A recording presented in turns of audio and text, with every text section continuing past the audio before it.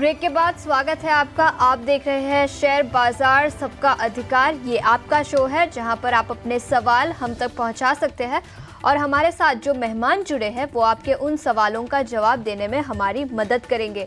बाजार की बात करें तो 7वें दिन लगातार भारतीय बाजारों में आज के ट्रेडिंग सेशन में गिरावट दिखी है।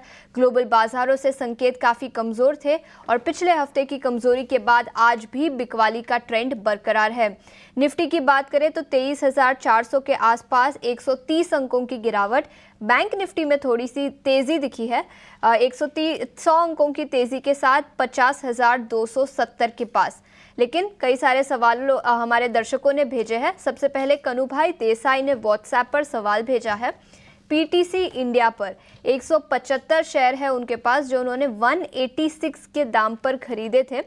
स्टॉक की अभी बात करें तो 165 के आसपास है, 165 के आसपास, तो थोड़ी सी गिरावट और थोड़ा सा नुकसान उनको इस पोजीशन पर है। हमारे साथ दो मेहमान तो जुड़े हुए ही है, तेजस शाह और राजेश भोसले। राजेश, आपसे पूछना चाहूंगी पीटीसी इंडिया पर आपकी क्या राय होगी? 186 के दाम पर उन्होंने खरीदे हैं। देखिए, पीटीसी इंडिया का चार्ट ओवरऑल नेगेटिव है बट एक सपोर्ट पे आ गया है। अगर आप देखिए लास्ट 2 वीक्स बैक भी अराउंड 162 163 लेवल से बाउंस किया था एंड इसका अगर वीकली या मंथली चार्ट देखिए पास्ट में तो 160 162 एक काफी इंपॉर्टेंट सपोर्ट रहा है। तो अभी भी ट्रेंड नेगेटिव है बट काफी अच्छे सपोर्ट पे है एंड यहाँ से अगर बाउंस आता है तो एक हायर लेवल्स पे एग्जिट करने का मौका रहेगा। तो 159 के आसपास का एक स्टॉप लॉस रखिए। अगर ये ब्रेक करता है तो फर्दर वीकनेस देखने को मिल सकता है एंड यहाँ से अगर बाउंस आता है तो पहले तो 185 एक रेजिस्टेंस के जैसा एक्ट करेगा एंड अगर 185 भी हाई साइड में ब्रेक करता है तो डबल बॉटम एक बुलिश रिवर्सल आ जाएगा। उसके बाद इसका स्टॉक का ट्रेंड पॉजिटिव हो जाएगा। तो फिलहाल के लिए 159 का स्टॉप लॉस रखिए, हाई लेवल्स पे 185 एंड फिर दूसरे को लेवल्स पे ध्यान रखिए। एक स्टॉप लॉस मेंटेन करना 185 ऊपर के लेवल्स पर नजर आ सकते हैं। टारगेट्स अगर पोजीशन है उससे इंटैक्ट रखा जाए, ये राय इस वक्त बनती हुई हमारे एक्सपर्ट्स की तरफ से। पीटीसी इंडिया पर 165 के लेवल्स पर ये स्टॉक ट्रेड करता हुआ। हमारे साथ एक लाइव कॉलर जुड़ गए, अमित शाह, उनका स्वागत करते हैं। अमित, स्वागत है आपका 18 आवर्स स्वदेश पर। गुड मॉर्निंग, सवाल पूछें अपना। मैम बोल रहे हैं मैम, मेरा अशोक लीलैंड का 80 स्टॉक है जिसमें 222 रुपए पे मैंने खरीदा है। ओके जी, उसका फ्यूचर क्या है दो साल तक? ठीक है, आपको बता देते हैं। अशोक लेलैंड खरीदारी इनकी 222 शेयरों की है। खरीदारी के दाम तेजस 150 इनके खरीदारी के दाम है। करंट मार्केट प्राइस 218 के लेवल्स पर अशोक लेलैंड का स्टॉक ट्रेड करता हुआ इनकी खरीदारी से ऊपर गया है स्टॉक और मुनाफा इस वक्त ये देख रहे हैं 15,230 रुपए का। क्या राय होगी यहाँ से आगे के टारगेट्स क्या होंगे, इन्हें क्या करना चाहिए? देखिए, अशोक लेलैंड की बात करें तो स्टॉक अभी पिछले काफी दिनों से 50 दिन की जो मूविंग एवरेज है उसको सरपास नहीं कर पा रहा है। क्लोजिंग बेसिस पे 230-31 एक स्ट्रॉन्ग हर्डल है स्टॉक के लिए। जब तक ये सरपास नहीं होगा कोई बड़ी मूवमेंट नहीं आएगी। नीचे में जो सपोर्ट बैठ रहा है वो करीबन 210 का है। जब तक ये ब्रेक नहीं करेगा तब तक स्टॉक का जो कंसोलिडेशन फेज है वो जारी रहेगा। 210 और 230 ये एक बड़ा ट्रेडिंग बैंड है। जहां पे ब्रेकआउट या ब्रेकडाउन आता है वहां हम 10% की मूव देख सकते हैं। तो मेरे हिसाब से स्टॉक में बने रह सकते हैं 210 के स्टॉप लॉस के साथ। और 230 का अगर लेवल क्लोजिंग बेसिस पे सरपास होता है तो मुझे लगता है एक फ्रेश बाइंग मोमेंटम आएगा स्टॉक में और ऊपर में हम 242 से लेके 250 तक के भी लेवल देख सकते हैं। तो hold the stock with the stop loss below 210। 240 250 तक के लेवल्स अशोक लेलैंड पर दिखाई दे सकते हैं। होल्ड करने की सलाह इन स्तरों पर। इस बीच हमारे साथ MR देवासी फोन लाइन पर जुड़ चुके हैं। सर बताएं, गुड मॉर्निंग, कौन से स्टॉक पर राय लेंगे? ठीक है, उनका फ़ोन कनेक्ट नहीं हो पा रहा लेकिन उन्होंने टाटा स्टील पर अपना सवाल भेजा है। उनके पास 1000 शेयर है, 146 के दाम पर उन्होंने खरीदे हैं। स्टॉक अभी 139 के आसपास है। थोड़ा सा नुकसान उनको इस पोजीशन पर हुआ है। तेजस, क्या राय होगी टाटा स्टील पर? टाटा स्टील में देखिए जो ओवरऑल चार्ट स्ट्रक्चर वीक है लेकिन स्टॉक अभी एक ओवरसोल्ड टेरिटरी में ट्रेड कर रहा है। तो मुझे लग रहा है कि यहाँ से एक रिलीफ रैली बन सकती है 148 150 तक। तो स्टॉक में बने रह सकते हैं विद स्टॉप लॉस बिलो 134। वो एक अच्छा खासा सपोर्ट है लॉन्ग टर्म के हिसाब से।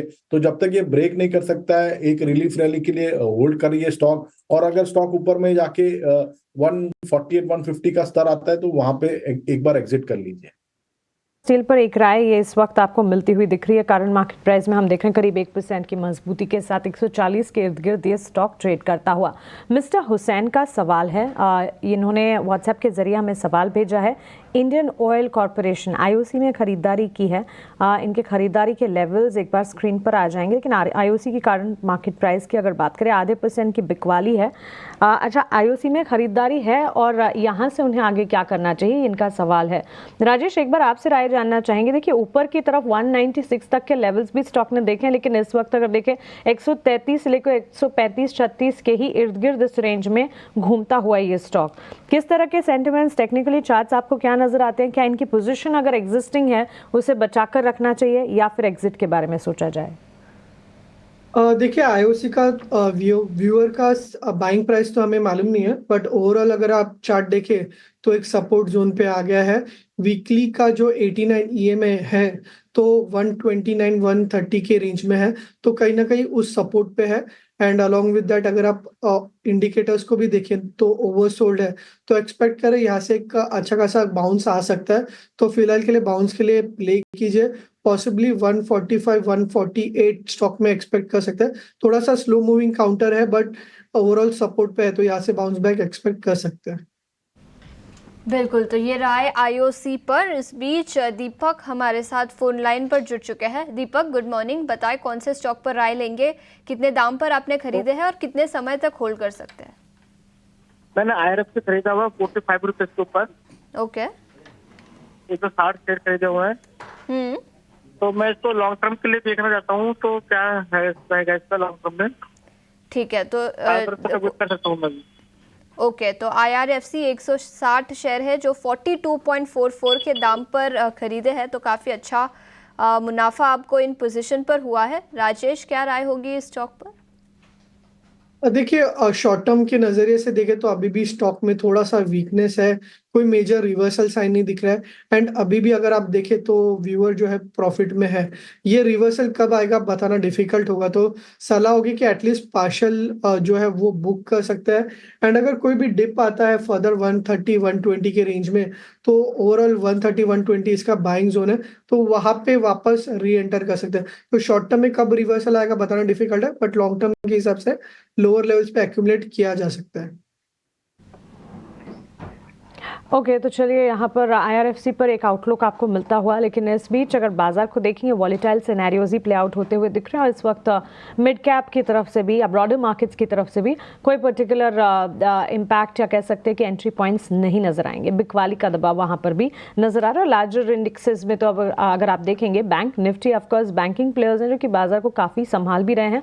और बैंक निफ्टी आज के सत्र में अगर देखेंगे तो एकमात्र इंडेक्स है जहाँ पर हम देख रहे हैं कि बिकवाली जिस तरह की बाकी सेगमेंट्स में, बाकी इंडेक्सेस में हावी हुई उतनी नहीं हो रही है। और इस वक्त भी करीब 74 अंकों की मजबूती के साथ बैंक निफ्टी टिका हुआ, लेकिन बाजार का अंडरटोन टेक्सचर अभी भी कॉशियस ही है। मनीष परमार का सवाल है, शिप बिल्डिंग स्पेस से जुड़ा स्टॉक जीई शिपिंग, इन्होंने राजेश इनफैक्ट 472 स्टॉक्स की खरीदारी की है। 1444 के एंट्री लेवल्स हैं अपने और करीब 3% की बिकवाली है और काफ़ी ऊंचे दाम पर खरीदारी है जीई शिपिंग में इनकी। 1400 के लेवल्स के ऊपर की खरीदारी और 1000 के आसपास ये स्टॉक इस वक्त ट्रेड करता हुआ। खरीदे भी करीब 500 शेयर्स हैं, तो नुकसान भी बड़ा है। राय क्या होगी? उनके नजरिए से देखें तो अभी भी वीकनेस ही दिख के आ रहा है, जो इसके इन बिटवीन सपोर्ट्स थे अराउंड 1100 के आसपास, तो उसको भी ब्रेक किया। तो शॉर्ट टर्म के नज़रिए से अभी भी वीकनेस एक्सपेक्ट कर रहा हूँ। तो शॉर्ट टर्म नज़रिया होगा तो डेफिनेटली एग्जिट कीजिए, बट अगर लॉन्ग टर्म इन्वेस्टर है तो अगर आप ओवरऑल ये स्टॉक का करेक्शन देखें जो अराउंड 1450 1500 से स्टार्ट हुआ है, तो काफ़ी लो वॉल्यूम्स के साथ हुआ है। एंड जब भी रैली स्टार्ट होगी स्टॉक में तो हैवी वॉल्यूम्स के साथ इसमें अच्छा रैली देखने को मिल सकता है, बट वो रैली कब स्टार्ट होगी वो बताना डिफिकल्ट है। तो शॉर्ट टर्म के हिसाब से एग्जिट कीजिए, बट अगर लॉन्ग टर्म इन्वेस्टर है तो 950 980 के आसपास इसका वीकली सपोर्ट बन के आ रहा है, तो वापस वहां पे एवरेज कर सकते हैं। उनका जो बाइंग रेंज है वो थोड़ा सा लोअर आ सकता है, एंड फिर वहां से जब बाउंस आता है तो उनका भाव मिलेगा एंड अच्छा खासा प्रॉफिट भी देखने की पॉसिबिलिटी हो सकती है। बिल्कुल, तो ये राय जी शिपिंग पर। इस बीच पंकज शर्मा ने टाटा मोटर्स पर अपना सवाल भेजा है व्हाट्सएप पर। 102 शेयर है उनके पास जो उन्होंने 950 रुपये प्रति शेयर के दाम पर खरीदे थे। स्टॉक अभी 770 के आसपास है। याद रखें, स्टॉक करीब 1100-1200 तक के लेवल्स देखकर फिर थोड़ी सी गिरावट दिखी है। स्टॉक में अभी 770 के आसपास और इनके पोजीशंस में भी गिरावट दिखी है। तेजस, क्या राय होगी पंकज को टाटा मोटर्स पर? टाटा मोटर्स की हम बात करें तो टेक्निकली स्टॉक वीक है, लेकिन डीपली ओवरसोल्ड पैरामीटर पे चल रहा है स्टॉक। मुझे लग रहा है एक रिलीफ रैली आ सकती है स्टॉक में, और स्टॉक करीबन वो रिलीफ रैली में 850 से 900 तक के भी स्तर दिखा सकता है। तो यहाँ से अगर कोई रिलीफ रैली आती है और स्टॉक 850-900 के बीच में जाता है तो वहां पे एक बार एग्जिट करना चाहिए। करंट लेवल पे एग्जिट करने की राय नहीं है, क्योंकि स्टॉक में पॉसिबिलिटी है एक रिलीफ रैली आने की। ठीक है, टाटा मोटर्स पर ये राय एक बार आपके लिए मिलती हुई। हमारे साथ एक और व्यूअर जुड़ गए हैं लाइव। सौरभ है फोन लाइन पर हमारे साथ। सौरभ नमस्कार, सवाल पूछिए अपना। नमस्कार मैडम मैंने ना टाटा स्टील शेयर लिए हुए हैं, 2000 शेयर है, 145 के रेट के एवरेज है मेरी।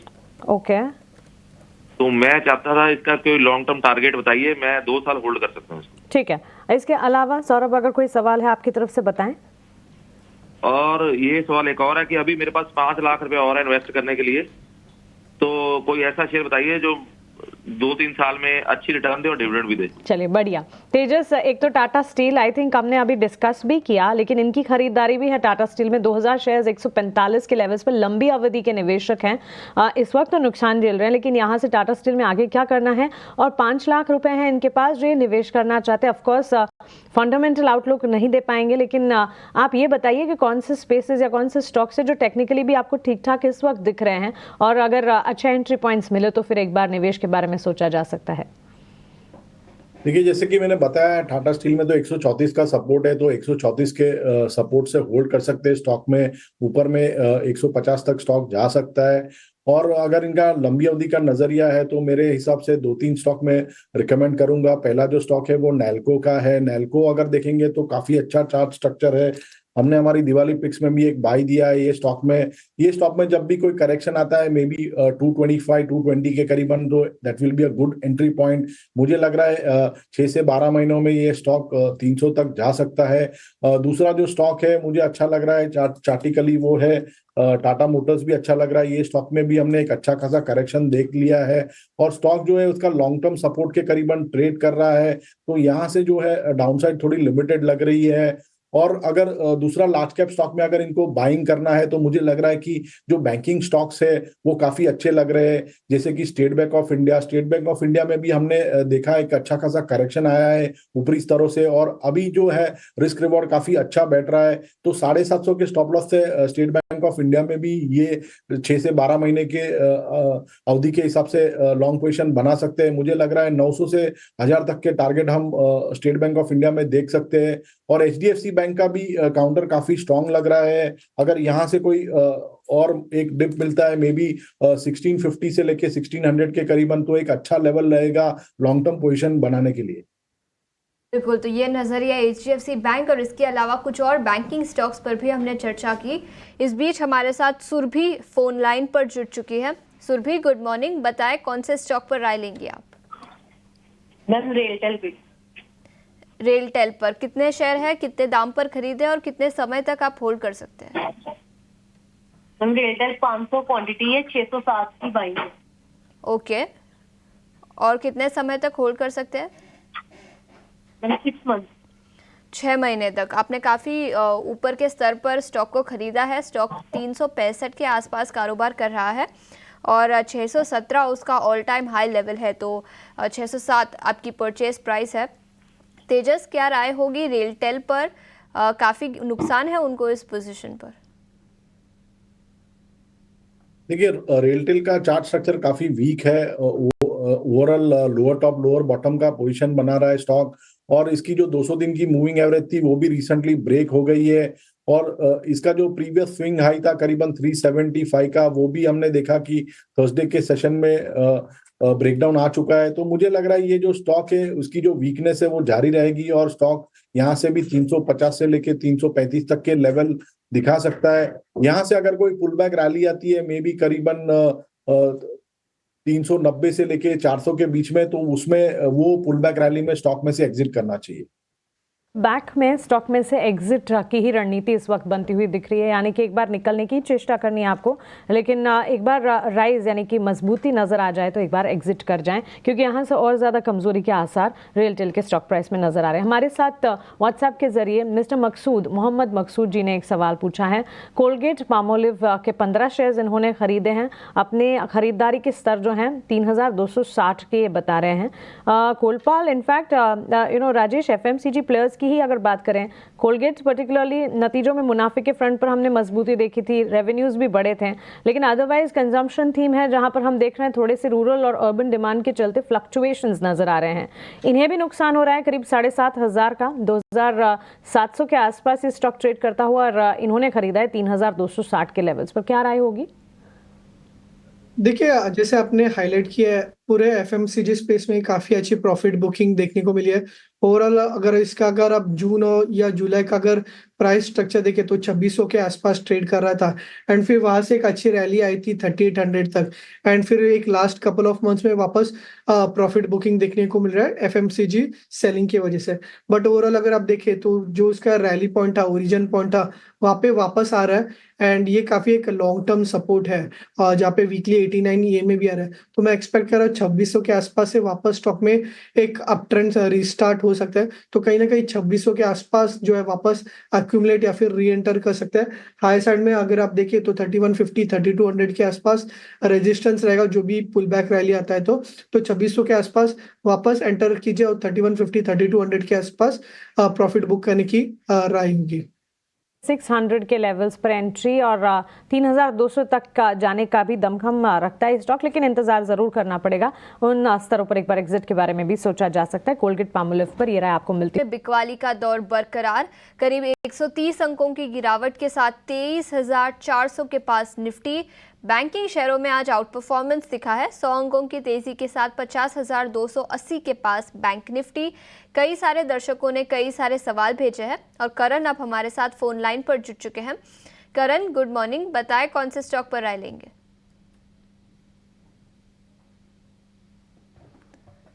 करण, क्या आप हमें सुन पा रहे हैं?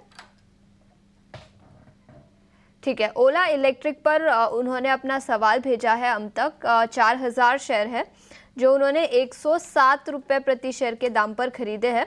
राजेश, हाल ही में लिस्ट हुई थी कंपनी, तो शायद चार्ट्स थोड़े कम होंगे, लेकिन फिर भी 107 रुपये के आसपास उन्होंने खरीदे हैं। शॉर्ट टर्म के नज़रिए से क्या राय होगी?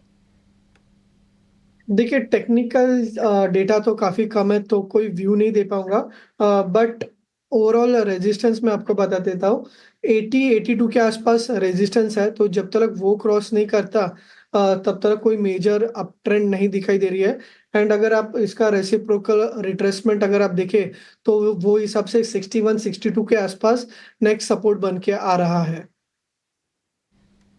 ओके, सो डेटा पॉइंट्स वैसे टेक्निकली कम है, लेकिन फिर भी एक राय यहाँ पर ओला इलेक्ट्रिक पर आपके लिए। इस बीच एक और सवाल है। सूरज वर्मा लिखते हैं, एक्सिस बैंक पर खरीदारी, 30 शेयरों की इन्होंने खरीदारी की है, 1000 अपने खरीदारी के लेवल्स बता रहे हैं। करंट मार्केट प्राइस के लिहाज से 3700 तक का फायदा। Rajesh, axis bank in fact banks and financials की ही अगर बात करें, थोड़ी देर पहले मैं बता भी रही थी कि बैंक्स फाइनेंशियल्स हैं जो कि इस वक्त बाजार को कुछ हद तक संभालने का काम कर रहे हैं। ऐसे में एक्सिस बैंक के स्टॉक प्राइस में आज हम देख रहे हैं in comparison to others momentum कम है, करीब 1.5-2% की बिकवाली है, लेकिन राय क्या रहेगी इनके खरीदारी के स्तर के हिसाब से? ध्यान रखना पड़ेगा वो होगा 1100 के आसपास। अगर आप जून से अगर देखें तो जून मंथ में, फिर उसके बाद अगस्त मंथ में, और फिर सितंबर मंथ में भी स्टॉक ने जो है 1100 के आसपास सपोर्ट लिया था, एंड हर बार यहाँ से बाउंस बैक कर रहा है। तो 1100 लेवल जो है एक पिवोटल रहेंगे।